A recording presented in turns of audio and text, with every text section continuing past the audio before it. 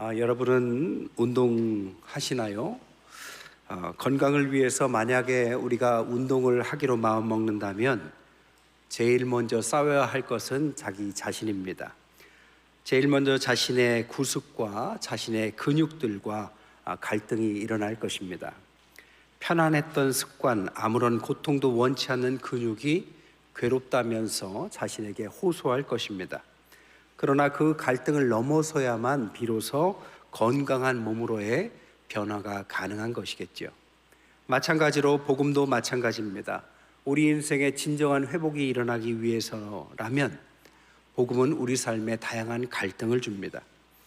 마가복음은 예수님의 생애를 기록한 첫 번째 책입니다. 그 마가복음에 보면 다양한 형태의 갈등들이 존재합니다. 사탄과 귀신, 자연과의 갈등, 그가 기르셨던 제자들과의 갈등, 그리고 가장 대표적으로 그 당시에 종교를 대표했던 지도자들과의 갈등이 많았습니다. 대제사장, 서기관, 바리새인, 사두개인, 장로들, 그들 하나하나와 다양한 형태의 갈등을 주님은 겪으셨습니다. 이 갈등의 형식을 논쟁이다라고 말합니다. 마가복음 1장 22절에 보니까 무사람이 그의 교훈에 논란이 이는 그가 가르치는 것이 권위 있는 자와 같고 서기관들과 같지 아니함일러라.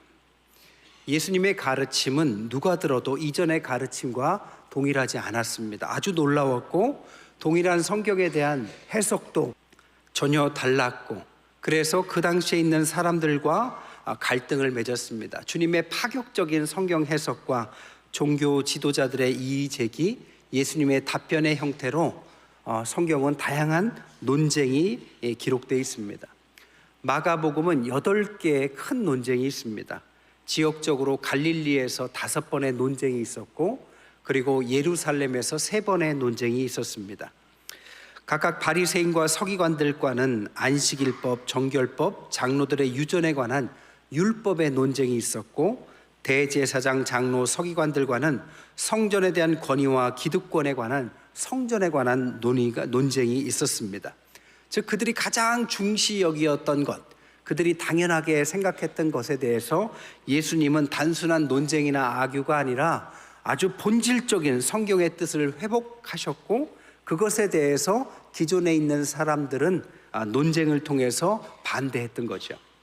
마가복음 11장의 성전 정화 사건 이후 13장을 기점으로 종교 지도자들이 주도권을 잡으면서 결국 예수님은 이 논쟁의 끝에서 십자가형으로 생을 마감하는 이야기로 이어집니다. 이 논쟁은 즉 복음의 본질을 가르치려고 했던 예수님의 어떤 깊은 뜻에서 시작한 것입니다. 이 갈릴리 논쟁은 5가지 주제가 있는데, 사제권 논쟁, 식탁 교제 논쟁, 금식 논쟁, 안식일 논쟁이 2번 나옵니다. 오늘은 그 첫 번째인 사제권 논쟁을 다루는 구절입니다. 그것이 우리가 아는 중풍병자 이야기죠. 중풍병자 이야기는 어떤 천형을 받았던 질병을 갖고 있었던 사람들의 치유 이야기라기보다는 이 논쟁 가운데서 하나님께서 이 논쟁을 통해서 이 치유가 무슨 의미인지 드러냈다라는 것이 주제입니다. 크게 2가지를 논쟁을 말할 수 있어요. 하나는 믿음에 관한 것, 또 하나는 죄사함에 관한 논쟁입니다. 저는 2주에 걸쳐서 이 중풍병자 이야기를 가지고 은혜를 나눌 거예요. 오늘은 그 첫 번째로 믿음에 대한 예수님의 생각이 무엇이었는지 오늘 본문을 통해서 함께 은혜를 나눌까 합니다. 먼저 1절에 보니까 수일 후 예수께서 다시 가버나움에 들어가시니 집에 계시다는 소문이 들렸다, 이렇게 시작합니다. 수일 후에 다시 오셨다는 뜻은 이전에 오셨다는 뜻이겠죠. 이 가버나움은 처음 오신 곳이 아닙니다. 예수님께서 활동하신 주무대가 가버나움이었습니다. 가버나움을 다른 말로 갈릴리라고 말합니다. 예수님을 갈릴리 예수라고 불렀던 것도 예수님께서 바로 이 지역을 중심으로 활동하셨기 때문이죠. 이 지역은 주로 하류층이 몰려 살던 곳입니다. 외세의 침략과 정치적인 격변, 그리고 헬라화된 유대의 시골 도시였습니다. 소장농으로 살아갔던 사람들은 보수적이었지만 워낙 외세의 침탈과 어려움 때문에 아주 변화에 대해서 기꺼운 마음으로 예수님을 받아들였던 지역입니다. 근데 그곳에 예수님께서 1장에 보면 나병 환자를 고치셨다라는 거죠. 나병 환자는 한센병, 우리가 흔히 말하는 문둥병인 나병입니다. 근데 이 나병을 고친 이야기가 1장에 나옵니다. 고치고 나서 그 고친 배경이 뭐냐? 회당에서 말씀을 전하시고 그것을 고치는 이야기로 이어집니다. 그때 고치고 나서 이 병은 죄로 기인했기 때문에 제사장에게 가서 이 병이 완전히 나았다라는 것을 증명받으라고 보냅니다. 그러면서 사람들에게 떠들어대지 말라고 하죠. 그러나 그 고친 병이 워낙 대단한 병이었기 때문에 사람들에게 떠벌리죠. 그러니까 사람들이 몰려오기 시작하고 예수님은 도저히 사람들의 만남 때문에 피신을 하는 이야기가 전제되어 있습니다. 그리고 나서 수일 후 다시 오셨다는 거죠. 예수님은 오늘날로 말하면 아이들 표현으로는 인싸입니다. 사람을 몰고 다녔어요. 왜 몰고 다녔을까요? 하나님의 말씀이 능력이 있었기 때문이죠. 그래서 수일 후 다시 오셨을 때도 사람들은 몰려옵니다. 몰려올 때 1장과 다른 점이 하나 있다면 1장에서는 회당을 중심으로 활동하셨는데 2장에서 오늘 본문에서는 집이라고 표현되어 있다는 것입니다. 또 1장에서는 그 고침 후에 제사장한테 가라는 그 당시에 통념을 따랐다면 2장의 중풍병자 이야기는 예수님께서 그런 말을 하시지 않습니다. 그러니까 크게 보면 장소와 주체의 변화가 일어나죠. 형식적인 통념, 회당과 제사장이 집과 예수님으로 주체가 바뀐 것입니다. 그리고 나서 2절에 많은 사람들이 모여서 문 앞까지도 들어설 자리가 없게 되었는데 예수께서 그들에게 말씀을 전하셨다. 이게 환경, 배경이 되는 것입니다. 예수님은 이 2장에서 전혀 다른 형태의 모임을 주도하고 계십니다. 예수님이 전하고자 하는 말씀도 이전과는 다른, 똑같은 성경이지만 다른 성경을 가르치고 있어요. 여기서의 말씀이라는 로고스는 하나님의 말씀이자 예수님의 새로운 말씀이었습니다. 근데 예수님의 말씀에 특징이 있다면 예수님은 말씀 전파와 병의 치유, 귀신의 떠나감, 이런 아주 기적 같은 일들이 일어나고 그리고 나서 그 사람의 삶이 변화되는 역사가 이어졌다는 것입니다. 왜 예수님이 인싸였고 사람들이 몰려들었느냐? 그냥 평범한 말씀을 전한 것이 아니라 하나님의 말씀을 전하고 나면 그 다음에 이어지는 것은 치유가 일어나고 환자가 낫고 인생의 변화가 일어나는 급격한 형태의 큰 능력이 임했다라는 것입니다. 여러분, 예수님의 말씀에는 생명이 있습니다. 그 예수님의 말씀을 그래서 복음이라고 하고, 이 복음이 들어가는 곳마다 생명의 역동이 일어나고 병의 치유가 일어나고 그를 어두움에 가둬뒀던 악마가 떠나가는 역사가 일어나는 것입니다. 오늘이 해방 기념주일입니다. 1945년 우리에게 해방이 일어났죠. 해방이 일어나고 나서 그 이전부터 복음은 들어와 있었습니다. 한국에 기독교가 들어오고 나서 가장 큰 변화를 생각하라면 두 가지를 얘기할 수 있어요. 하나는 근대화가 일어났고 또 하나는 발전이 일어났다는 것입니다. 물론 비슷한 표현이지만 근대화라는 시기에 복음이 들어오고 이 복음은 근대화를 앞당겼고 그리고 나서 사람들에게 각성시켰습니다. 병이 나면 무당의 국거리를 했고 집안에서 제사 지내는 것이 절대적이었던 시대에 그 모든 것을 폐하고 인생이 변하고 아이들을 교육시켰고 여자라고 무시하지 않고 세상을 바꾸는 근대화가 복음과 함께 들어왔다는 거죠. 여러분, 예수님의 복음은 큰 변화를 일으킵니다. 그것은 개인의 변화뿐 아니라 나라의 변화도 담보해내는 거죠. 마가복음은 예수님의 인생을 다룬 첫 번째 이야기인데 이 마가복음만 해도 기적의 이야기가 3분의 1이나 차지하고 있습니다. 즉 예수님의 말씀이 기적이었고 기적이 말씀이었습니다. 예수님의 말씀은 기적을 일으켰고 그 기적의 신비 안에 예수님의 말씀의 비밀이 숨어 있었다는 거죠. 그러니까 예수님의 말씀은 사람들을 끌고 다녔고 인생과 그 지역을 변화시켰다라는 것입니다. 그리고 3절 4절로 이어집니다. 사람들이 한 중풍병자를 네 사람에게 메워가지고 예수께로 올세 무리들 때문에 예수께로 데려갈 수 없으므로 그 계신 곳에 지붕을 뚫어 구멍을 내어서 중풍병자가 누운 상을 내렸다. 그리고 이 치유 이야기가 일어납니다. 중풍병자가 와요. 그리고 지붕을 뚫고 그를 내리는 이야기입니다. 여러분, 중풍병자가 뭡니까? 사지가 마비된 사람을 말해요. 그래서 혼자 걸어올 수 없어서 친구들이 침상에 내 귀퉁이를 잡고 끌고 왔다라는 것을 우리가 예측할 수 있습니다. 여러분, 중풍병자는 하나의 환자, 질병의 일종이지만 오늘 본문은 단순히 한 명의 환자를 이야기하는 것 같지 않아요. 뭘 보면 알 수 있느냐? 시제를 보면 알 수 있습니다. 그 시제가 올세라고 현재형 시제를 쓰고 있습니다. 그가 왔다라는 것인데 이것을 학문적으로 말하면 역사적 현재형 시제입니다. 그러니까 그가 왔는데 과거에 왔지만 지금 온다, 이런 뜻입니다. 그러니까 그가 오는 것이 그의 한 명이 오는 것 같지만 지금도 오고 미래에도 오는 것처럼 그는 어떤 대표적인 환자다라는 것을 말해요. 중풍병이 어떤 병이라고요? 혼자 활동할 수 없는 억압된 삶, 자유가 없는 삶, 이것을 중풍병이다라고 말을 하고 있고 그는 그런 사람들을 대표하고 있다는 것입니다. 올림픽 때문에 여러분 많이 피곤하실 것 같아요. 그래서 주무시는 분도 계신 것 같은데 이 올림픽 시즌에 제가 이렇게 보면서 한국이 어떻게 이 강대국 속에서 6위 7위를 하고 있나. 그런데 가만히 보면 1등부터 10등까지를 보면 국력이 강한 것과 올림픽 순위가 거의 비례하는 것처럼 보입니다.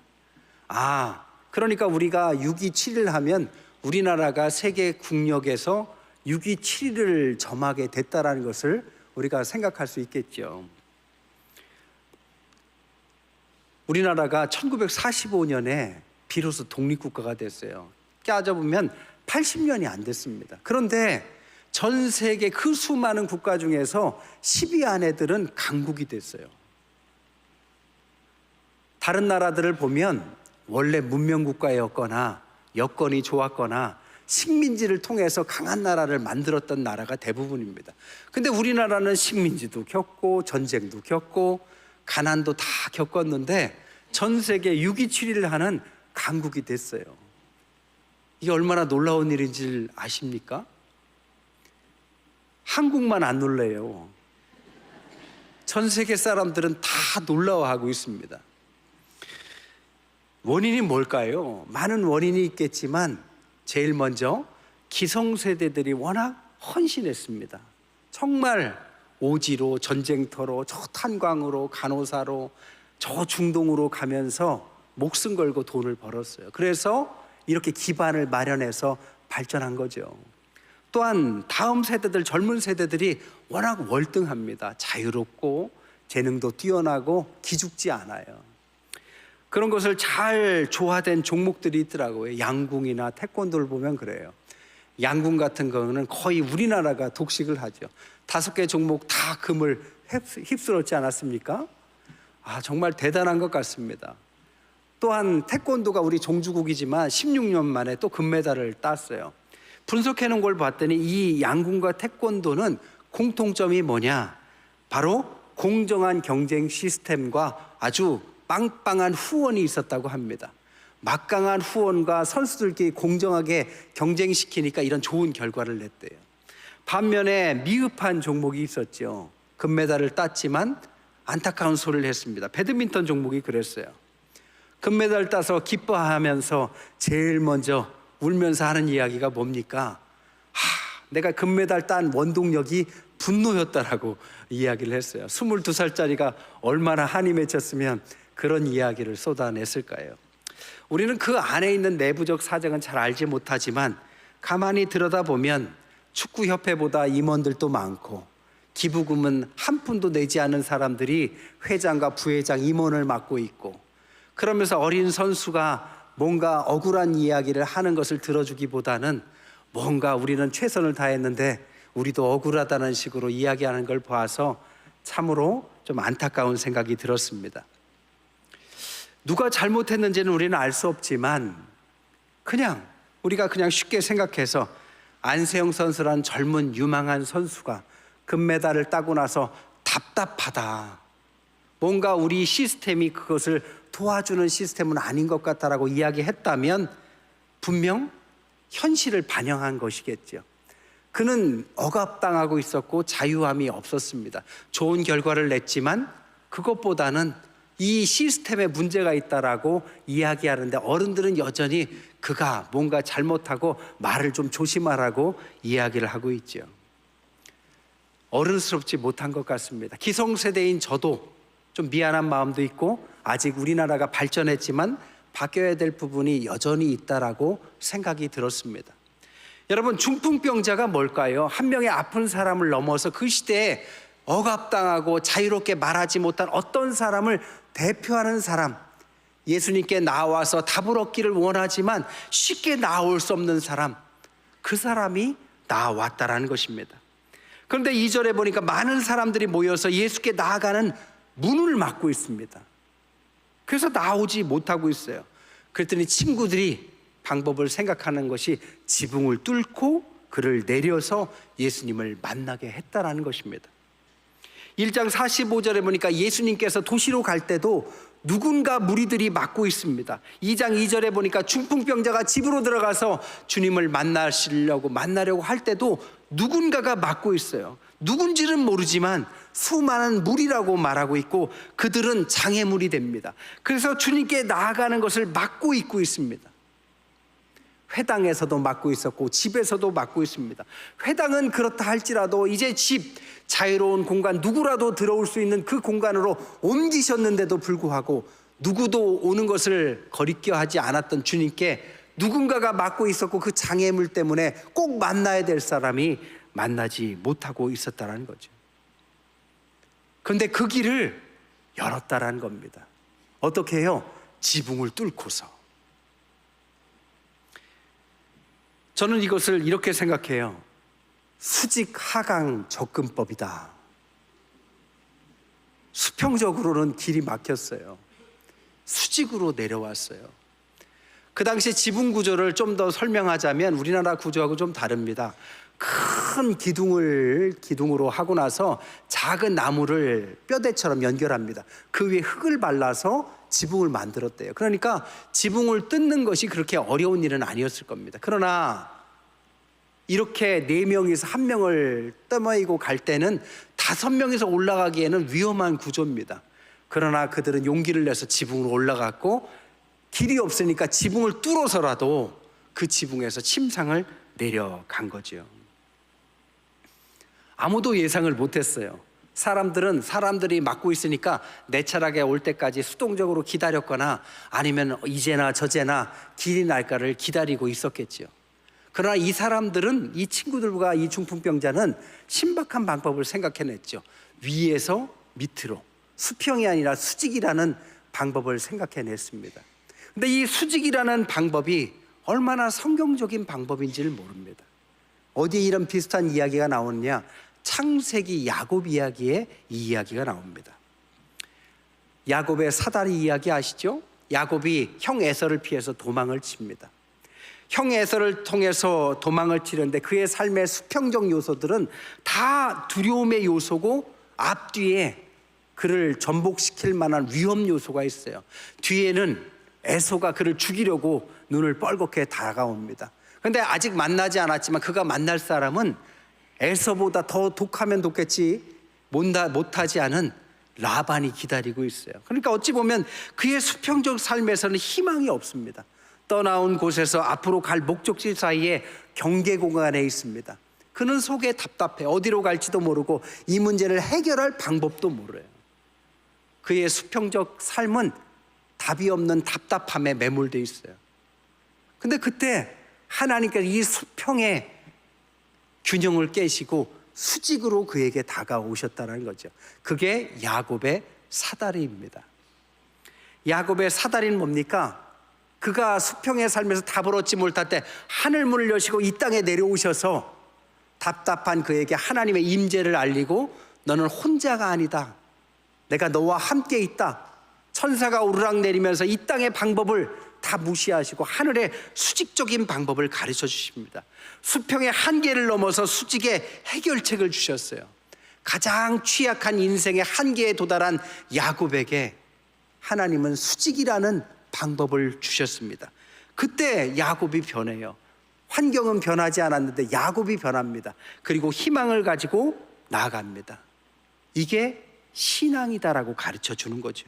근데 이 방법을 어찌 깨달았는지 4명의 친구들이 하고 있다는 것입니다. 5절에 보니까 예수께서 그들을 뭐라고 하느냐, 믿음을 보셨다. 중풍병자에게 이르되 작은 자야 내 죄사함을 받았다, 이렇게 말씀하셨다는 거죠.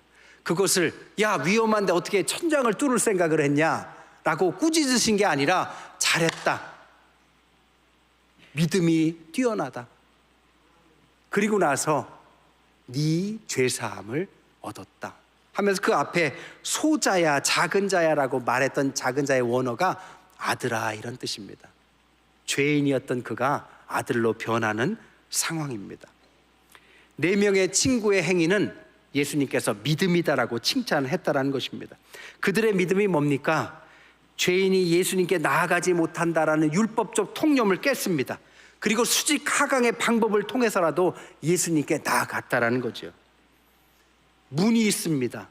수평이에요. 땅의 기준입니다. 막혀 있어요. 그러나 그들은 지붕을 통해서 수직적으로 하늘의 기준을 통해서 열린 문을 통과했다라는 것입니다. 완전히 반대인데 이 대조적인 것을 통해서 수평을 넘어서 수직으로 그들에게 나아갔어요. 땅의 막힘을 그들도 알고 있었습니다. 그래서 하늘의 문을 열고 그들에게 나아갔을 때 예수님은 아들아 잘했다, 믿음을 칭찬하셨다라는 것입니다.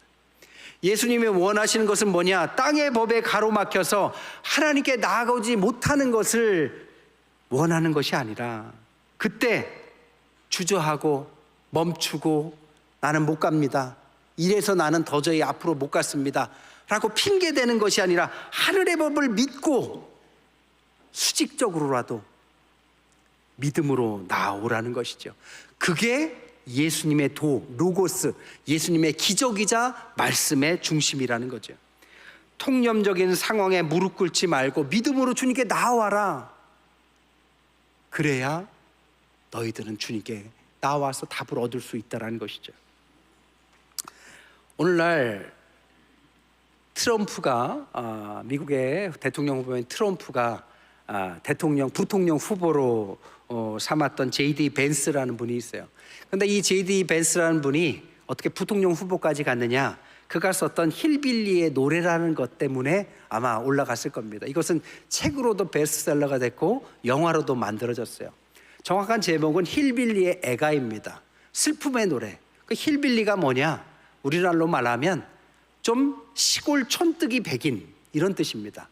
좀 부족하고 찌질한 사람들의 백인, 뭐 그런 뜻을 품고 있는 말이 힐빌리였습니다. 이 힐빌리들이 어디 있느냐? 미국의 시골 마을에 많이 있어요. 에팔레치아 산맥에 이 J.D. 벤스라는 사람은 태어납니다. 우리로 말하면 저 강원도 정선쯤 돼요. 에팔레치아 산맥에서 석탄을 캐면서 살았던 사람들처럼 살았었습니다. 우리나라 강원도 정선에서 석탄을 캐고 살던 사람들이 오늘날 가난한 사람들이 된 것처럼 에팔레치아 산맥의 백인들이 그런 삶이래요.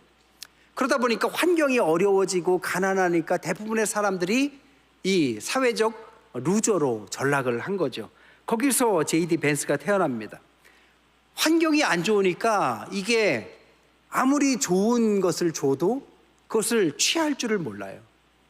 좋은 직장이 있어도 사람들이 잘 다녀야 되는데 며칠 다니다가 그만둡니다. 왜? 부모님이 그렇게 살아왔고 주변의 친구들이 그렇게 사니까 나도 당연히 그렇게 살아가요. 공부할 수 있는 기회가 있지만 공부하지 않습니다. 이 J.D. 벤스도 마찬가지예요. 어머니도 머리가 좋아서 부총학생회장까지 했는데 그녀는 결국에는 알코올 중독자, 마약 중독자가 돼요. 간호사도 결국엔 면허가 취소당한 가난한 사람이 됩니다. 아버지가 셀 수가 없어요. 계속 남편이 바뀌는 거예요. 이런 곳에서 J.D. 벤스가 어린 시절을 보냅니다. 그러니 뭘 보고 배웠겠어요? 머리가 좋은 벤스가 공부를 아무리 잘해도 칭찬받지 못해요. 술 먹고 때리거나 환경이 공부하지 않는 친구들로 가득하니까 그도 점차 망가져 갑니다. 근데 그런 환경 속에서 그의 할머니만큼은 이 아이를 회복시키기를 원했어요. 그의 어머니도 가능성이 있었지만 포기했습니다.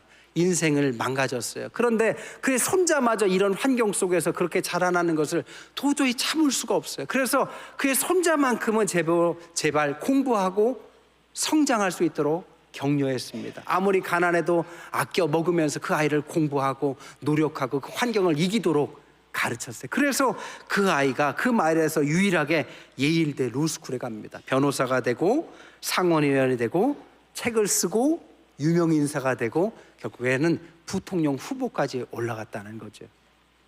이런 이야기가 미국에만 있는 게 아니라 우리 주변에도 있습니다. 공근식이라는 우리 주변에 사시는 분입니다. 이분은 집이 가난해서 농사를 지었어요. 농사를 지으면서 동생들이 많아서 동생들을 공부시키기 위해서 고등학교 졸업하지 못하고 결국에는 농사꾼이 됩니다. 농사를 짓다가 동생들이 어느 정도 크고 나니까 30대에 고등학교는 좀 졸업하고 싶다는 생각이 들어요. 그래서 주변에 있는 야학을 갑니다. 야학이 어디냐면 이 대흥동에 있는 성은야학입니다. 이 대흥동에 있으니까 카이스트 학생들이 와서 5명이나 되는 카이스트 학생들이 있었다고 그래요.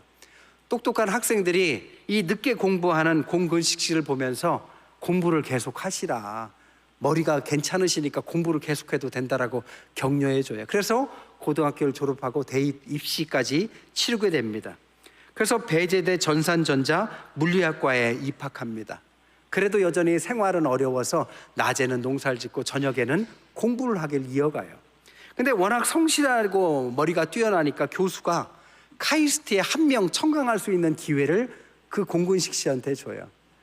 가서 공부를 해보니까 또 성실하게 하는 거예요. 그러니까 거기에 교환 교수로 왔던 러시아 교수가 그를 좋게 봅니다. 그래서 러시아로 초청을 해요. 그래서 갑자기 러시아 유학을 가게 됩니다. 러시아 유학을 41세에 떠나요. 러시아 유학을 떠나서 공부를 하면서 피나는 도전 끝에 항공공학과에 47세에 화학 변화를 고려한 우주 발사체의 성능 향상 계량화라는 읽기도 힘든 이 제목을 가지고 수석으로 석사를 졸업합니다. 그랬더니 동생들이 형님 이제 우리가 형님 학비를 댈게요 해서 박사학위를 도전해요. 49세에 박사학위 과정을 입학하고 53세에 화성 대기에서 하강하는 우주선 주변의 흐름을 모델링하는 특징이라는 제목으로 박사학위를 취득합니다. 멀리서 일어난 일이 아니에요, 여러분. 우리 주변에 있는 분이 일어난 일입니다. 저에게도 이런 비슷한 일이 있었어요. 오늘이 8월 11일인데 저는 8월 11일이 뜻깊은 날입니다. 왜냐? 제가 40살에 미국 유학 간 날이거든요. 미국 도착한 날이 8월 11일이었습니다. 꿈을 갖고 갔지만 어려운 삶이었고 40세의 늦은 나이로 유학을 갔습니다. 그리고 지금 10수년이 흘러서 오늘에 이르렀습니다. 만약 그때 유학을 가지 않았다면 이라는 생각을 여러 번 합니다. 가지 않았다면 좀 편안했겠죠. 그러나 오늘날 저는 없었을 겁니다. 가서 피나는 노력도 있었고 눈물 지을 수밖에 없는 환경도 있었지만 얻은 것이 더 많았습니다. 여러분에게 만약에 J.D. 벤스나 공근식이라는 분의 환경이라면 여러분 어떻게 하시겠습니까? 여러분이 공부하거나 노력하는 것에 대해서 누구도 칭찬하거나 격려하지 않고 오히려 그것을 조롱하고 비난하는 환경 속에 여러분은 여러분의 꿈을 가지고 앞으로 나아갈 만한 동력이 있습니까? 오늘 4명의 친구들은 한 명의 중풍병자를 버릴 수도, 그를 하나님 앞에 주님 앞에 데려갔을 때 모두가 맡고 있었으니까 어쩔 수 없다라고 다시 돌이킬 수도 있었습니다. 아니, 대부분의 많은 사람들이 그랬지만 그들은 생각을 바꿨습니다. 지붕을 뚫고 수직 하강 접근법을 사용하면서까지 이 한 명의 중풍병자를 주님께 나아가도록 만들었지요. 여러분, 믿음이 뭘까요? 하나님은 눈에 보이지 않습니다. 하지만 존재하지 않는 분이 아닙니다. 믿음이란 우리의 환경에 잠식당할 모든 조건들을 뛰어넘을 만큼 강한 것입니다. 보이진 않지만 하나님은 함께 하시고 우리의 환경이 아무리 어려워도 우리가 믿음만 있다면 앞으로 나아갈 수 있는 길을 주님은 여시는 분이십니다. 하나님은 우리와 함께 하실 것이고 앞으로도 함께 하실 것이고 우리가 믿음만 있다면 우리의 환경을 뛰어넘고 오히려 그 환경이 아름다운 우리의 추억으로 만들 만큼의 강력한 능력이 하나님께 있고 그 능력을 우리에게 주실 수 있는 분이 우리와 함께 하시는 하나님이십니다. 말씀을 정리할게요. 여러분을 맡고 있는 수평의 땅에 문이 닫혀 있습니까? 그렇다면 하늘로 얼굴을 돌리십시오. 하늘의 수직의 문은 여전히 열려 있습니다. 믿음을 가지고 이 중풍병자를 이끌었던 그 친구들과 같이 믿음을 가지고 하늘을 바라보시고 나아갈 때 하나님께서 이끄시는 놀라운 축복을 누리시는 저와 여러분의 가정과 자녀들 되시기를 주님의 이름으로 간절히 축원드립니다. 기도하겠습니다.